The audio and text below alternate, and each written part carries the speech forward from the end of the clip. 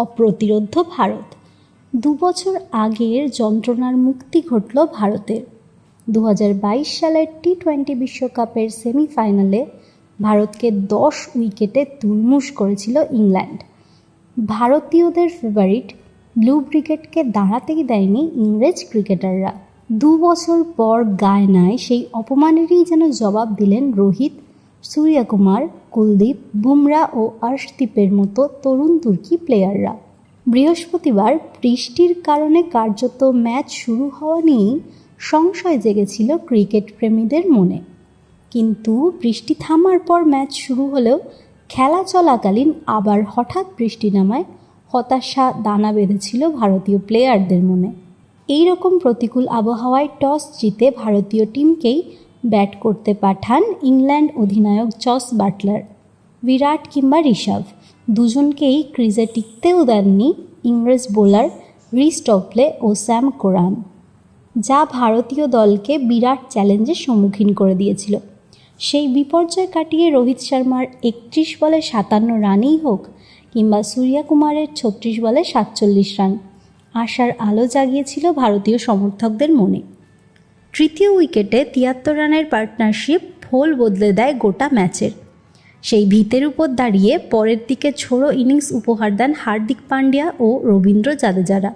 প্রথমে ব্যাট করে 7 উইকেটে 170 রান তুলে নিয়ে ইংরেজদের সামনে 171 রানের লক্ষ্যমাত্রা ছুড়ে দেয় ভারতীয় দল।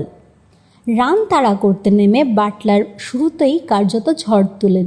15 বলে 23 রান করলেও অক্ষর প্যাটেল তার বিজয়রথ থামিয়ে দেন খুবই তাড়াতাড়ি। বুমরা, ফিল সল্টের উইকেট নিয়ে ইংল্যান্ডের মনোবল ভেঙে দেওয়ার পর অক্ষর প্যাটেলের গুগলির জাদুর কাছে ভেলকি খেয়ে ঋষভ পান্ত স্টাম্পড আউট করেন মাইন আলীকে, যা ইংল্যান্ড টিমের সমর্থকদের উত্তেজনা অনেকটাই ম্লান করে দেয়। এরপর ভারতীয় স্পিনারদের দুর্দান্ত পারফরম্যান্সের সামনে গুঁড়িয়ে যায় ইংল্যান্ডের batting line up.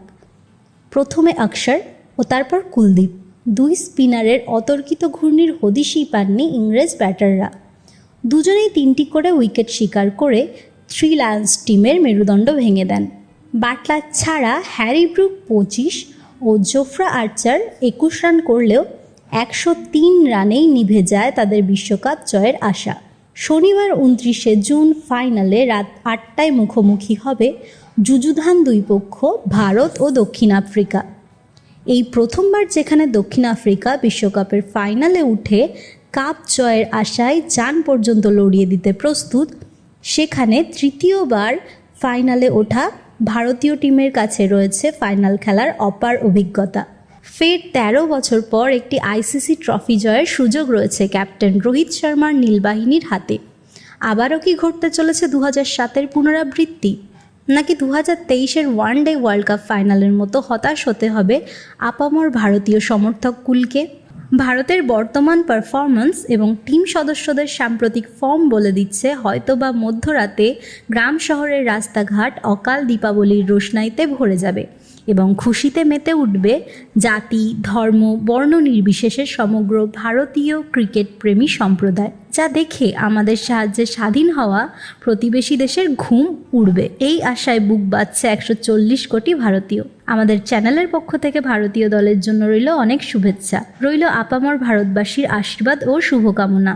Once more, let's bleed blue.